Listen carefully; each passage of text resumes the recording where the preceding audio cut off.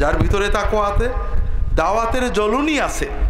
রাসূলুল্লাহ সাল্লাল্লাহু আলাইহি ওয়াসাল্লামের ভিতরে জ্বলুনি ছিল, লাআল্লাকা বাকা নাফসাকা আলা আল্লা ইউমিনু বিহাদাল হাদিসি আসাফা।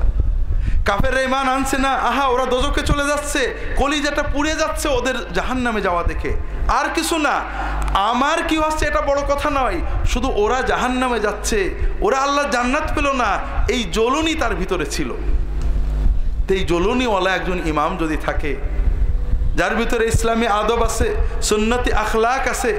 আমরা তো সুন্নত বলতে ভাইয়েরা বাহ্যিক সুন্নতকে সবচেয়ে বেশি বুঝি, এগুলো সুন্নত খারাপ না, কিন্তু সুন্নত রাসূলুল্লাহ সাল্লাম আল্লাহ যেটা বেশি গুরুত্ব দিয়েছেন সেইটা তো বেশি গুরুত্বপূর্ণ।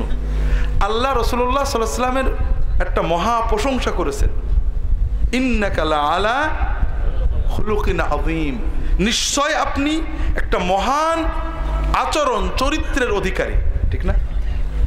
আল্লাহ রাসূলুল্লাহ সাল্লাল্লাহু আলাইহি ওয়াসাল্লামের ইবাদতের প্রশংসা করেননি, পোশাকের প্রশংসা করেননি, পাগড়ির প্রশংসা করেননি, কিসের প্রশংসা করেছেন? আখলাকের, আচরণের, ব্যবহারের। মানুষের কথায় কষ্ট দেন না, মন দিয়ে শোনেন, রাগেন না, রাগ সহ্য করেন, সুমিষ্ট কথা বলেন, সবাইকে ভালোবাসেন।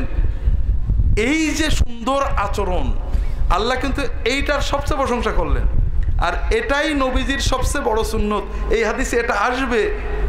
তবে এই রকম ইমামরা যদি আমাদের মসজিদে থাকতো, আর আমাদের দেশের লক্ষ লক্ষ মসজিদ এবং মাদ্রাসার মুসল্লি এবং তালবেলেমরা প্রত্যেকে সপ্তাহে একদিন যদি এলাকার মানুষদেরকে দিনের দাওয়াত দিত, শুক্রবারে ফজরের নামাজ পড়ে গ্রামে ঢুকে, বাস ভাই তোমার মসজিদে দেখি না ভাই, কষ্ট লাগে, আমরা এই দুনিয়ায় যেমন আছি একসাথে জান্নাতে থাকতে চাই, একটু যদি দাওয়াত দিয়ে, বিশ্বাস করেন প্রতিটি মুমিনের সন্তানের ভিতরে ঈমান আছে, কেউ দিনের শত্রু না, শুধু ঈমানটা ওই শয়তানি কারণে চাপা পড়ে গেছে। যেমন ইটের নিচেই চাপা পড়ে গাছটা বেরোতে পারে না, আপনি গালি দেবেন না, তাকে রাগ করে ঈমানটাকে নষ্ট করবেন না, ওই ইটটা তুলে দিয়ে একটু পানি ঢালেন, আদরের পানি ঢেলে দেন, ঈমানের পানি ঢেলে দেন, দেখবেন ওর ঈমান তত্তর করে বড় হয়ে গেছে।